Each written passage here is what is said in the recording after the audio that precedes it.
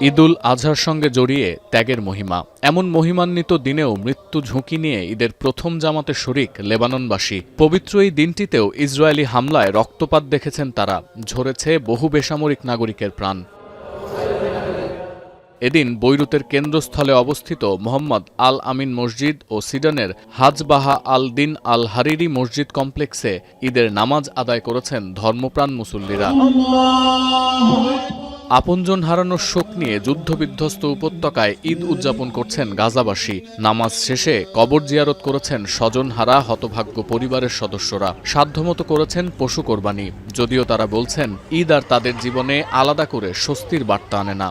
نحن نمارس شعيرة عيد الأضحى بالرغم من الاستهداف المتواصل من العدو الصهيوني. بالأمس كان هناك استهداف واغتيالات، القتل والدمار والتهجير والجراح العظيمة التي يعاني منها شعبنا، إلا أنه مصر على سعادة الحياة، مصر على الفرح।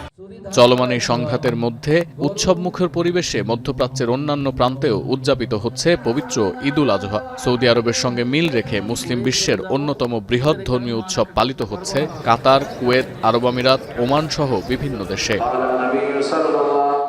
একই দিনে ঈদ উদযাপিত হচ্ছে পাকিস্তান, ইন্দোনেশিয়া, মালয়েশিয়া এবং ভারত অধ্যুষিত কাশ্মীরে। ঈদের নামাজে অংশ নেয়ার পর বন্ধু স্বজনদের সঙ্গে একত্রিত হয়ে এবং একটি পশু কোরবানি করার মাধ্যমে বিশেষ দিনটি পালন করছেন মুসল্লিরা। পশু কোরবানির পর আত্মীয় স্বজন ও বন্ধুদের মধ্যে ভাগ করে নিচ্ছেন মাংস।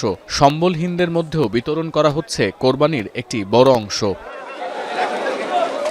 সৌদি আরবের সঙ্গে মিল রেখে আজ ঈদ উদযাপিত হচ্ছে ভারত অধ্যুষিত কাশ্মীরেও। প্রধান ঈদের জামাতে শরিক হন জম্মু ও কাশ্মীরের কেন্দ্রশাসিত অঞ্চলের মুখ্যমন্ত্রী ওমর আবদুল্লাহ। আল্লাহর দরবারে প্রার্থনা এবং পশু কোরবানির মাধ্যমে ঈদুল আজহা উদযাপিত হচ্ছে বিশ্বের সবচেয়ে জনবহুল মুসলিম সংখ্যাগরিষ্ঠ দেশ ইন্দোনেশিয়ায়। জাকার্তার আল আজহার মসজিদে অনুষ্ঠিত হয়েছে ঈদের প্রধান জামাত। মধ্যপ্রাচ্যে চলমান সংঘাত আর জ্বালানি সরবরাহ সংকটে ক্রমবর্ধমান মূল্যবৃদ্ধি নিয়ে উদ্বেগ নিয়েই এবার ঈদ পালন করছেন ইন্দোনেশিয়ানরা। স্থানীয় সময় সকাল ৮টায় মালয়েশিয়ার কুয়ালালামপুর সহ বিভিন্ন শহরে অনুষ্ঠিত হয়েছে ঈদের জামাত। স্থানীয়দের পাশাপাশি এসব জামাতে প্রবাসী বাংলাদেশিদের অংশগ্রহণ ছিল চোখে পড়ার মতো। এছাড়াও সৌদি আরবের সঙ্গে মিল রেখে ঈদ উদযাপন করছেন যুক্তরাজ্য, যুক্তরাষ্ট্র এবং কানাডার মুসলিম সম্প্রদায়।